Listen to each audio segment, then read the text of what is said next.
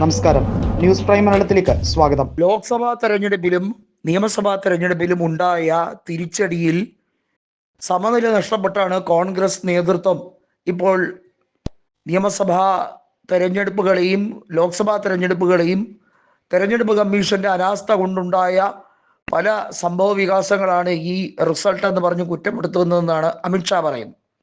ഒന്ന് ആലോചിക്കണം, അമിത്ഷാ ഉൾപ്പെടെയുള്ളവർ ജയിച്ചു കയറിയത് വലിയ തോതിലുള്ള വോട്ട് വെട്ടിപ്പിലൂടെയാണെന്ന് തെളിയിക്കുന്ന രീതിയിലുള്ള പ്രോസസ്സുകളാണ് ഇപ്പോൾ നടക്കുന്നത്.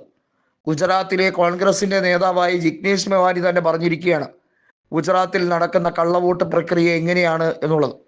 BJP ഏതൊക്കെ സംസ്ഥാനങ്ങളിൽ വർഷാവർഷം അവിടെ കൃത്യമായിട്ടുള്ള പരിഷ്കാരങ്ങൾ കൊണ്ടുവരുന്നോ അതിൻ്റെ പിന്നിൽ ഒരു കള്ളക്കളിയുണ്ട്. ന്യൂനപക്ഷങ്ങളെ, പ്രത്യേകിച്ച് മുസ്ലിങ്ങളെയും ദളിതരെയും ആദിവാസികളെയും BJP ഏറ്റവും കൂടുതൽ അവരെയാണ് ചൂഷണം ചെയ്തുകൊണ്ടിരിക്കുന്നത്. അതിൽ പ്രത്യക്ഷമായി മുസ്ലിങ്ങളോട് വിരോധം വെച്ച് പുലർത്തുന്ന രീതിയിലുള്ള ഒരു പൊളിറ്റിക്സ് ആണ് അവർ കാലാകാലങ്ങളിലായി എക്സ്ട്രീം റൈറ്റ് വിങ് പൊളിറ്റിക്സ് എന്ന രീതിയിൽ പയറ്റുന്നത്. രാഹുൽ ഗാന്ധി ഈ കാര്യങ്ങളാണ് ലോക്സഭയിൽ പറയുമ്പോൾ സ്വാഭാവികമായും കൊള്ളേണ്ടവർക്ക് കൊള്ളേണ്ടടുത്ത് കൊള്ളും. കാരണം എല്ലാ ലോക്സഭാ തെരഞ്ഞെടുപ്പുകളിലും തെരഞ്ഞെടുപ്പ് കമ്മീഷന് കൃത്യമായി ചില നിർദ്ദേശങ്ങൾ കൃത്യമായി അത് കൊടുക്കപ്പെടുന്നതാണ്. തെരഞ്ഞെടുപ്പ് കമ്മീഷന്റെ കീഴിൽ, അതായത് ജില്ലാ കളക്ടറുടെ കീഴിൽ, അതുപോലെ തന്നെ ഈ ഇന്ത്യ മഹാരാജ്യത്ത് ജില്ലാ ഭരണാധികാരിയായി, അതുപോലെ തന്നെ എക്സിക്യൂട്ടീവ് പൊസിഷൻ ഹാൻഡിൽ ചെയ്യുന്നവരെല്ലാം കൂടുതൽ ശക്തരായി മാറുന്ന സമയമാണ് ഇലക്ഷൻ ഡിക്ലെയർ ചെയ്യുന്ന സമയത്ത്.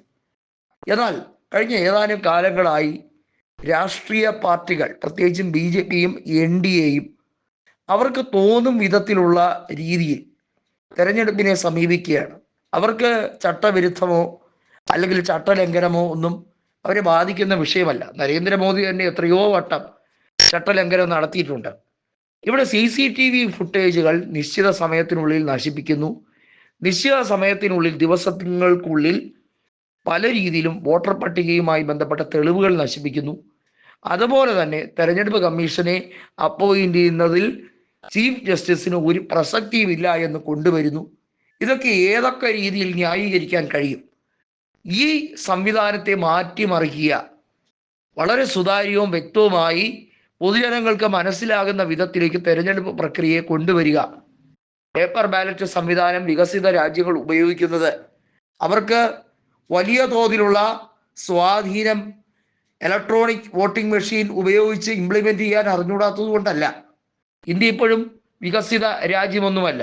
നമ്മുടെ രാജ്യം നിരവധിയായ പട്ടിണി പാവങ്ങളാൽ ഇപ്പോഴും ദാരിദ്ര്യം പല മേഖലയിൽ അനുഭവിക്കുന്നുണ്ട്.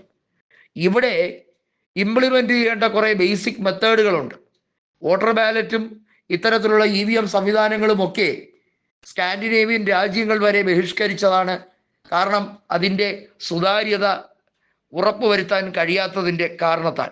അതിൽ എല്ലാ തരത്തിലും മാൽ പ്രാക്ടീസ് നടക്കും, അതിനകത്ത് ടാപ്പറിങ്, തിരിമറി നടത്തും എന്നുള്ളത് തെളിയിക്കപ്പെട്ടതുണ്ട്.